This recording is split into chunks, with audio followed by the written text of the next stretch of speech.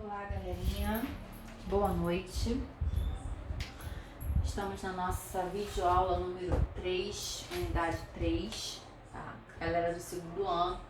Essa aula vai ser um pouquinho mais extensa, porque nós vamos falar sobre os tempos no passado simples, que na verdade não deixa de ser uma revisão, porque vocês já viram o passado simples, então nós vamos estar revisando ele, tá? Primeiro de tudo, na unidade 4, deixa eu confirmar. Na unidade 4, nós vamos começar a estudar um tempo verbal chamado Present Perfect. O Present Perfect não tem um tempo que nós possamos correlacionar com o português. Então, assim, é muito importante que vocês tenham em mente o que é o passado simples, para que vocês não se confundam quando nós começarmos com o Present Perfect, ok? Passado simples. Primeiro, a ideia. O passado simples é um tempo verbal usado para falar sobre ações que aconteceram em um passado. Essas ações estão no passado. Nossa, professora, precisa enfatizar isso? Sim, porque no Present Perfect nós vamos ver que essa relação muda, tá? Então, o passado simples é usado para falar de um acontecimento, de algo que aconteceu no passado e está no passado. Ele tem um tempo definido. Yesterday, last year, last night, last month, 3 months ago. Então ele tem um tempo definido. Ele começou, ele acabou no passado e está lá. Ele não influencia, não tem conexão com o presente, ok? É importante que vocês entendam isso. Eu vou começar o próximo vídeo de Present Perfect falando exatamente sobre essa relação novamente, tá? Então, primeiro, na página 642, nós já começamos falando sobre o verbo to be. Lembrando que o verbo to be é o verbo ser ou estar, o verbo to be é ser ou estar no passado também, ok?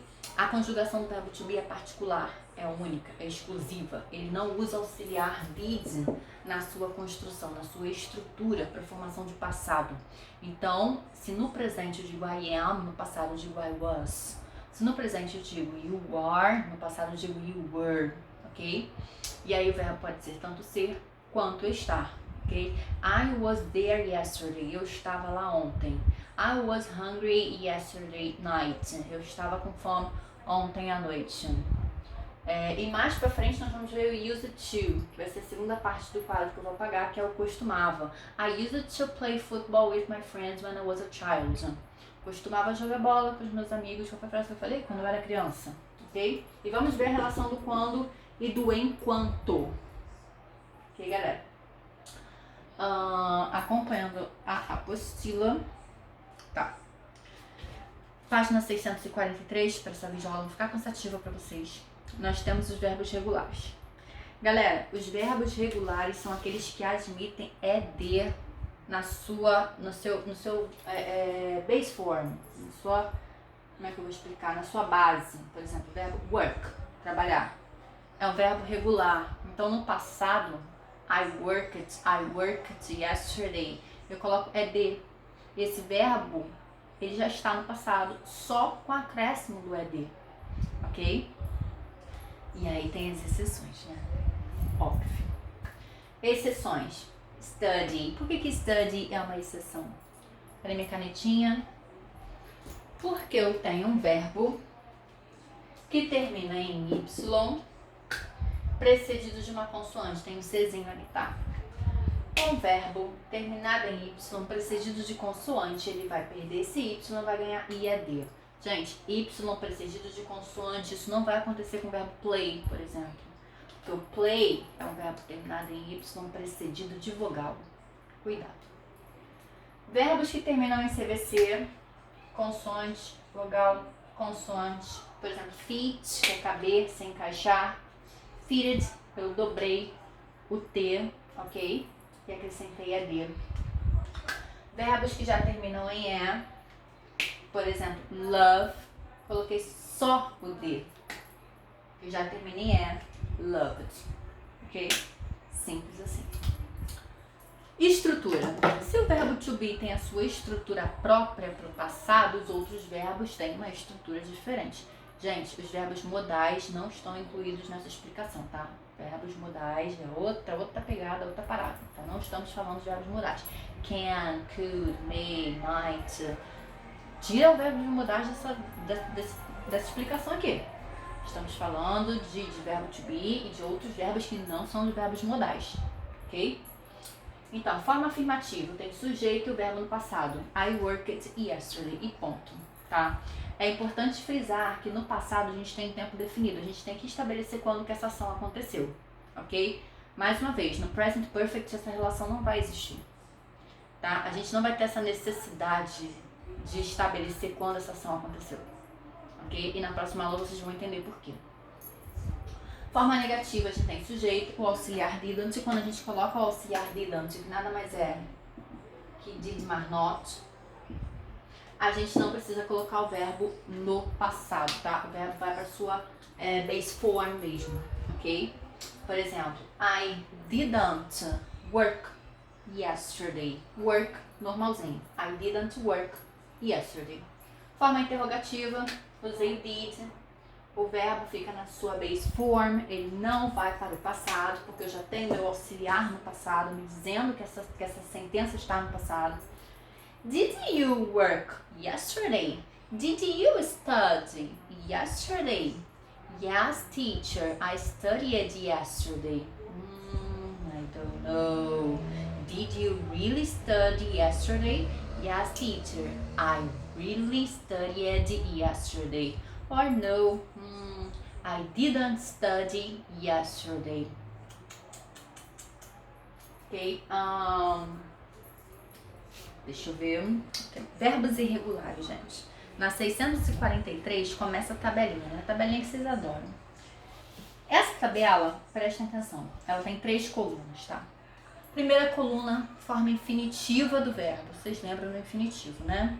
Na verdade, nem tá com infinitivo, tá na sua base form mesmo, tá? Porque se estivesse no infinitivo, estaria com to na frente. Essa coluna tá toda com os verbos na sua base form, tá ok? A segunda coluna, simple past. Os verbos irregulares possuem formas diferentes para o passado simples e para o particípio passado. Poxa, professora, que inferno. Isso aí. A vida é dura. Então, primeira coluna, infinitivo. Segunda coluna, simple past. Terceira coluna, past participle, que é o particípio passado. Professora, a gente vai usar essa terceira coluna? Não na aula de hoje. Verbos no particípio passado serão usados para o present perfect, tá? Que é o próximo tempo verbal que a gente vai ver na próxima aula. Essa aula está muito conectada com a próxima. É interessante que a gente veja o passado simples para que a gente entenda o present perfect, ok? Nessa aula a gente não vai usar essa terceira coluna. São os verbos no particípio passado. Mas eles já estão aqui, tá? Já para linkar uma coisa na outra, ok? Essa tabela se estende até a página 645, quando ele vem com... acho que eu falei alguma coisa, hein? Não, falei não. Quando a gente vem com o past continuous tense. Continuous é a ideia de quê? De continuado, né? De progressivo. Então, que foi até o que eu errei na última aula que eu não lembrava, né?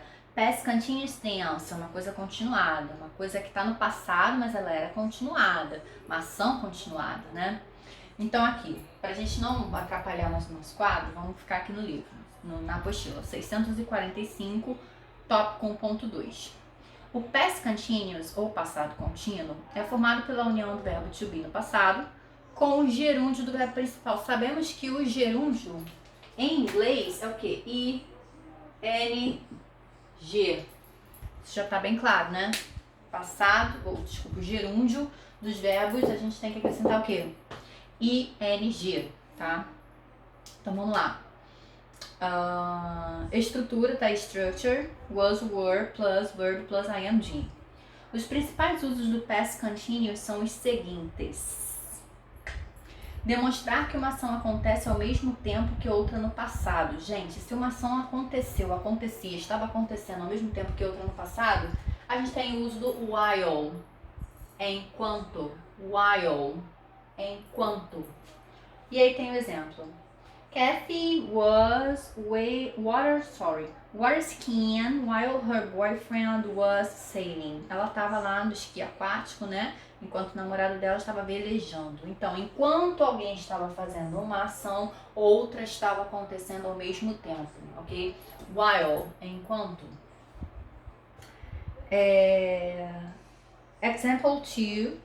I was taking a nap when my mother-in-law telephoned. Então, eu estava tirando uma soneca quando a minha sogra telefonou. Gente, when, quando. Aqui a situação é outra. Eu estava fazendo uma coisa quando outra aconteceu. Não é enquanto eu estava fazendo uma coisa, a outra estava sendo feita ao mesmo tempo. Não. Uma ação já estava acontecendo quando outra se iniciou, quando outra aconteceu, ok? Prestem atenção nos verbos que são usados, tá? Verbo to be, no passado, tá na estrutura, ok? No while, quando a gente usa o while, a gente tem o uso do verbo to be 2 vezes, o uso do gerúndio 2 vezes. Quando a gente tem o when, quando, a gente tem o uso do verbo to be 1 vez e a gente tem o uso do gerúndio 1 vez, tá? Pra vocês ficarem espertos, ok? Bom, na página 646, vocês vão ler isso tudo, tá? Na página 646, a gente tem passado com used to. O que é isso, professor? Used to. Então, pausa no vídeo só para eu poder organizar o meu quadro.